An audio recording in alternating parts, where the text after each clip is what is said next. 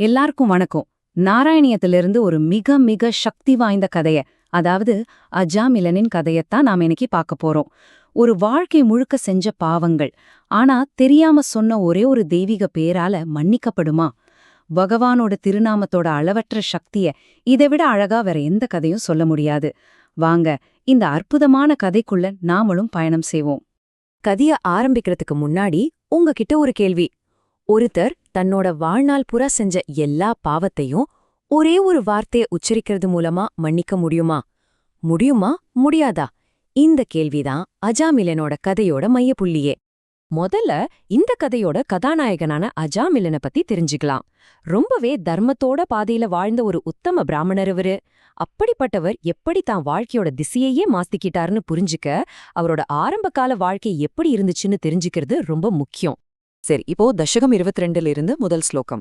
அஜாமிலோ நாம மஹிசுரஹா புரா சரண் விபோர் தர்மபதான் கிரஹாஸ்ரமி குரூர்கிரா கானனமேத்திய திருஷ்டவான் சுதிருஷ்டஷீலாம் குலிட்டாம் மதாகுலாம். இந்த ஸ்லோகம் என்ன சொல்லுதுன்னா, ஒரு காலத்துல அஜாமிலன்னு ஒரு பிராமணர் இருந்தாராம். வேதங்கள் எல்லாம் கத்து சாஸ்திரப்படி வாழ்ந்துட்டு இருந்த ஒரு சிறந்த இல்லறவாசி. தர்மத்தோட பாதையிலிருந்து கொஞ்சம் கூட விலகாம வாழ்ந்து வந்தவர் அவரு. அப்படி இருக்கும்போது ஒரு நாள் அவரோட அப்பா யாகத்துக்காக சில பொருட்களை சேகரிச்சுட்டு வர சொல்லி காட்டுக்கு அனுப்புறார். அப்போ அஜாமிலன் அங்கே ஒரு காட்சிய பாக்குறார். அந்த காட்சி தான் அவரோட வாழ்க்கையையே தலைகீழா மாத்த போதுன்னா அவருக்கு அப்போ தெரியாது. மது மயக்கத்துல எந்த விதமான கட்டுப்பாடும் இல்லாம நடந்துகிட்டு இருந்த ஒரு பெண்ணு அவர் அங்க பாக்குறார். அந்த ஒரு பார்வை அவரோட தர்மத்தோட அஸ்திவாரத்தையே ஆட்டி பார்க்க போகுது. அந்த ஒத்த சந்திப்பு அஜாமிலனோட நல்லொழுக்கத்தை எப்படி சரிச்சது? தர்மத்தோட உச்சியிலிருந்த அவர் எப்படி அதர்மத்தோட படுகுழியில விழுந்தாருங்கிற கதைய இப்ப பார்க்கலாம். தசகம் 22வது ஸ்லோகம். ஸ்வதஹ பிரசாந்தோபி ததாஹிருதாஷய ஸ்வதர்மமுத்ஸ்ருஜ்ய தயா சமாரமன் அதர்மகாரி தசமீபவன் புன ததௌபவன் நாமயுதே சுதேரதிம். 2. பாருங்க, இயல்பாவே மனக்கட்டுப்பாடு உள்ளவர்தான் அஜாமிலன். ஆனாலும் அந்த பெண்ணால் அவரோட மனசு ஈர்க்கப்பட்டுடுச்சு. தன்னோட தர்மம், கடமை, குடும்பம் நீ எல்லாத்தையும் தூக்கி போட்டுட்டு அவளோட சேர்ந்து ஒரு பாவ வாழ்க்கையில மூழ்கிட்டார். வருஷங்கள் உருண்டோடுச்சு.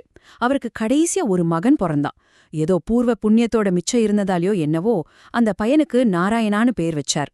அவரோட வாழ்க்கையோட இறுதி கட்டத்துல அந்த பையன் மேல மட்டும்தான் அவருக்கு உயிரே இருந்துச்சு. இப்போ கதை அதோட உச்ச கட்டத்துக்கு வருது. வாழ்க்கை முழுக்க பாவத்திலேயே வாழ்ந்த அஜாமிலனுக்கு மரணம் நெருங்குற நேரம் வந்தாச்சு. அந்த சமயத்துல என்ன நடக்குதுன்னு பார்க்கலாம் வாங்க. தசகம் 22 3வது ஸ்லோகம். ச மிருத்யு காலே யமராஜ கிங்கரான் பயங்கராம் ஸ்திரீன் பியா அபிலக்ஷயன் பியா புரா மனாக் த்வத் ஸ்மிருதி வாசனா பலாத் ஜுஹாவ நாராயண நாமகம் சுதம். தன்னோட மரணப்படுக்கையில பாவச்சுமையோட அஜாமிலன் படுத்திருக்கார். அப்போ அவரோட கண்ணுக்கு அவங்க தெரியறாங்க. பாச கயிறுகளோட, நெருப்பை கக்குற கண்களோட, பார்க்கவே பயங்கரமான உருவத்துல 3 யமதூதர்கள் நிக்கறாங்க. அவரோட உயிரை இழுத்துட்டு வந்தவங்கள பார்த்ததும் அஜாமிலனோட மனசு பயத்துல உறைஞ்சு போயிடுச்சு. அந்த பயங்கரமான நேரத்துல அஜாமிலனோட வாயிலிருந்து ஒரு பேர் வெளிய வருது. அதுதான் இந்த கதையோட திருப்புமுனையே.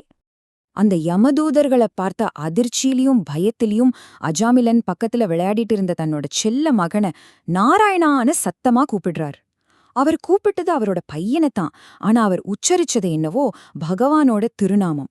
அது அவரோட பூர்வ புண்ணியமா இல்ல பகவானோட கருணையா சரியான நேரத்துல அந்த பேர் அவரோட நாக்குல வந்துருச்சு. அஜாமிலன் நாராயணான்னு கூப்பிட்ட அடுத்த நொடி அங்கே ஒரு அற்புதம் நடந்துச்சு. அந்த தெய்வீக தலையீடு என்னன்னு இப்ப பாப்போம். தசகம் 22 4வது ஸ்லோகம். துராஷயஸ்யாபி ததாத்வ நிர்கதா த்வதீய நாமாக்ஷர மாத்திர வைபவாத் புரோபிபேதுர்பவதீய பார்ஷதா சதுர்புஜா பீதபட்டா மனோரமா. 4வது ஸ்லோகம். ஆமா, அவரோட எண்ணம் தப்பா இருக்கலாம். அவர் கூப்பிட்டது அவரோட மகனைத்தான். ஆனா அவரோட நாக்கிலிருந்து வந்த அந்த நாராயணான்ற திருநாமத்தோட மகிமை இருக்கே, அதுக்கு ஈடு இணை ஏது? அந்த பேரோட சத்தம் கேட்ட மாத்திரத்துல யமதூதர்களுக்கு முன்னாடி வைகுண்டத்தோட காவலர்கள் தோன்றுனாங்க. 4 கைகளோட பீதாம்பரம் ஜொலிக்க கோடி சூரிய பிரகாசத்தோட அவங்க காட்சி அளிச்சது அந்த இடத்தையே தெய்வீக ஒளியால நிரப்பிடுச்சு. இது தசகம் 22 5வது ஸ்லோகம். அமும் ச சம்பாஷ்ய விகர்ஷதோ பட்டான் விமுஞ்சதேத்யாருருதுர்பலாதமி நிவாரிதாஸ்தேத ச பவஜ்ஜனைஸ்ததா ததீய பாபம் நிகிலம் ன்யவேதயன்.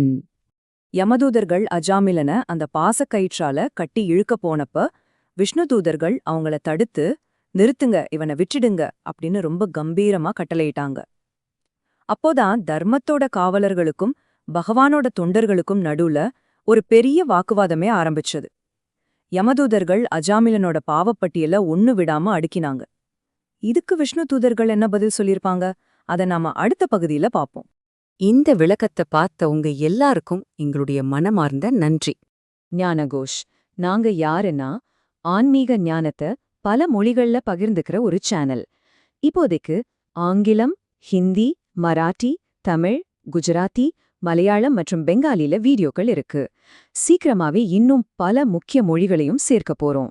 சனாதன தர்மத்தோட காலத்தால் அழியாத பொக்கிஷங்களை ரொம்ப எளிமையா, தெளிவா, அதே சமயம் அர்த்தமுள்ள வழியில உங்ககிட்ட கொண்டு வந்து சேர்க்கிறது தான் எங்களோட நோக்கம். எங்க சேனல்ல நீங்க ஸ்ரீமத் பாகவதம், பகவத்கீதை, மகாபாரதம், லலிதா சஹஸ்ரநாமம், தெய்வத்தின் குரல், சௌந்தர்ய லஹரி, மகாராஷ்டிரா மற்றும் வங்காள மகான்கள், அப்புறம் ஆதிசங்கரோட தெய்வீக அவதார கதைன்னு பல தலைப்புகள்ல தினமும் வீடியோக்களை பார்க்கலாம். எங்களுடைய இந்த முயற்சி உங்களுக்கு பயனுள்ளதா இருந்துச்சுன்னா மறக்காம ஞானங்கோஷ் சேனலுக்கு சப்ஸ்கிரைப் பண்ணுங்க. அப்போதான் நாங்க தினமும் போடுற வீடியோக்கள் உங்களுக்கு வந்து சேரும். இந்த தெய்வீக ஞானத்தை லைக் பண்ணி உங்க குடும்பத்தினர், நண்பர்கள் எல்லாரோடையும் பகிர்ந்துக்கோங்க. வாங்க, நம்ம எல்லாரும் ஒன்னா சேர்ந்து சனாதன தர்மத்தோட ஒளிய இன்னும் பிரகாசமா ஒளிர செய்வோம். நன்றி.